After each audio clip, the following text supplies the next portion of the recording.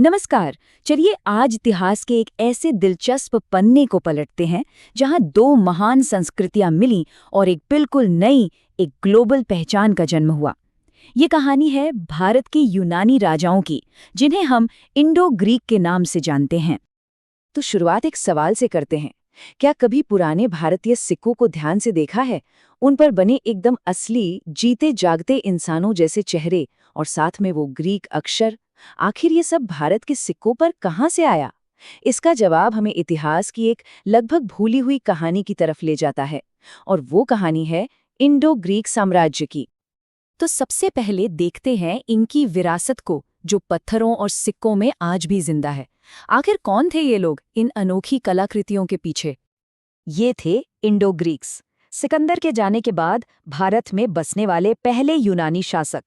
लेकिन देखिए, वो सिर्फ विजेता नहीं थे। उन्होंने एक ऐसा राज्य बनाया जहां भारतीय और यूनानी परंपराएं एक साथ फल फूल रही थीं। और यही था भारत का पहला क्रॉस कल्चरल स्टेट। अब बात करते हैं उन राजाओं की जिन्होंने इस अनोखे राज्य पर हुकूमत की, यानी भारत के वो यूनानी राजा। एक नज़र जरा इस टाइमलाइन पे डालते हैं। ये कहानी शुरू होती है सिकंदर के आक्रमण के बाद, करीब दूसरी शताब्दी ईसा पूर्व में। फिर आता है इनका सबसे शानदार दौर, राजा मिनांडर के समय में, और आखिर में शक आक्रमणों के साथ इनका पतन हो जाता है। इस कहानी का जो पहला बड़ा किरदार है वो है डेमेट्रियस। यही वो राजा था जिसने एक हमले को एक स्थायी साम्राज्य में बदल दिया। सही मायनों में कहें तो भारतीय जमीन पर यूनानी शासन की नींव इसी ने रखी थी। लेकिन जो नाम सबसे ज्यादा मशहूर हुआ वो था मिनांडर का। भारतीय ग्रंथों में इन्हें मिलिंद के नाम से भी जाना जाता है। और पता है, ये सिर्फ एक राजा नहीं थे, ये एक दार्शनिक राजा थे। बौद्ध धर्म में इनकी इतनी गहरी दिलचस्पी थी कि यही बात इन्हें इतिहास में सबसे अलग खड़ा कर देती है। तो अब आते हैं सबसे दिलचस्प हिस्से पर, जहां पूरब और पश्चिम का एक महान संगम हुआ। देखते हैं कि ये सब हुआ कैसे। इस मिलन का सबसे खूबसूरत सबूत है गांधार कला। जरा सोचिए, एक तरफ ग्रीक आर्ट का रियलिज्म जो इंसानों को हूबहू पत्थर में उतार देता था, और दूसरी तरफ भारतीय धर्म की कहानियां। जब ये दोनों मिले तो इतिहास में पहली बार बुद्ध को एक असली इंसान की तरह पत्थर में उकेरा गया।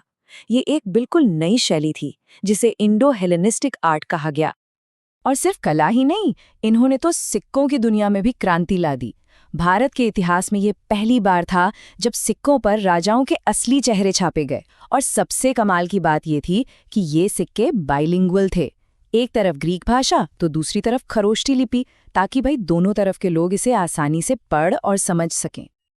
अच्छा, इस बदलाव को और अच्छे से समझने के लिए इनकी तुलना इनसे पहले के मौर्य साम्राज्य से करते हैं। देखिए, मौर्यों की कला कैसी थी?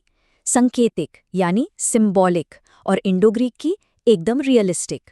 मौर्यों का राजकाज सेंट्रलाइज्ड, एक केंद्र से चलता था, और इंडो ग्रीक इन्होंने शहर राज्यों को ज्यादा आज़ादी दी। मतलब ये भारत के लिए हर लिहाज से एक बिल्कुल नया सिस्टम था। अब बात करते हैं कला और सिक्कों से भी आगे की, यानी इनके विचारों की दुनिया की, क्योंकि इनका असर सिर्फ यहीं तक सीमित नहीं था। ये बात बिल्कुल सच है। ये राजा सिर्फ तलवारबाज नहीं थे, वो अपने साथ एक बहुत बड़ी चीज लेकर आए थे, डिबेट और डायलॉग की ग्रीक परंपरा, यानी विचारों पर खुलकर बहस करने की कला। और इसका सबसे बड़ा सबूत क्या है? एक किताब जिसका नाम है मिलिंद पन्हो, यानी मिलिंद के सवाल। ये एक कमाल का ग्रंथ है जिसमें राजा मिनांडर और बौद्ध संत नागसेन के बीच हुई एक जबरदस्त फिलोसॉफिकल बातचीत को रिकॉर्ड किया गया है। जरा इस सीन की कल्पना कीजिए। एक तरफ है एक ग्रीक राजा मिनांडर, जो कर्म, पुनर्जन्म, आत्मा, इन सब गहरे भारतीय विषयों पर सवाल पूछ रहा है। और दूसरी तरफ है बौद्ध भिक्षु नागसेन, जो अपने तर्क और मिसालों से उसकी हर जिज्ञासा को शांत कर रहे हैं। ये सिर्फ एक सवाल जवाब का सेशन नहीं था, ये ग्रीक तर्क और भारतीय दर्शन का एक अद्भुत संगम था। तो अब आते हैं आखिरी और सबसे अहम हिस्से पर, भारत की पहली वैश्विक पहचान।